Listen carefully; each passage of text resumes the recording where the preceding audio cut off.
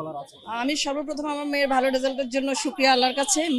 সবই মেয়ের ক্রেডিট। মেয়ে যথেষ্ট পরিশ্রম করেছে, পড়াশোনা করেছে। আর যারা অকৃতকার্য হয়েছে আমি বলবো বাবা মাকে সাপোর্ট করার জন্য, কারণ এটা কিন্তু শেষ নয়। আর সে ভবিষ্যতে তার অনেকগুলো ধাপ আছে। আর একটু কেয়ারিং হতে হবে, একটু সোশ্যাল মিডিয়া থেকে দূরে রাখা, একটু মোবাইল স্ক্রিন থেকে দূরে রাখা।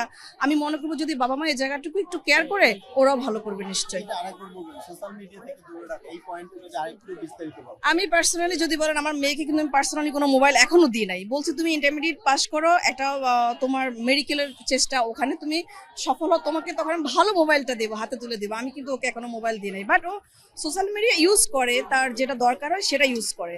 এমনিতে মানে পার্সোনালি কোনো মোবাইল দিই নাই। বাবা মা এই ব্যাপারে একটু সচেতন হওয়া দরকার, একটু। কারণ এই রেজাল্ট আসলে, এই পড়াশোনা কিন্তু সোশ্যাল মিডিয়াতে যে থেকে কিন্তু অনেকটা ওদের ক্ষতি হচ্ছে। অনেকে টিকটক করতেছে, অনেকে অনেক ধরনের মানে নষ্ট করছে সময়টা। আমি এটা বলবো একটু বাবা মাকে সচেতন হওয়ার জন্য।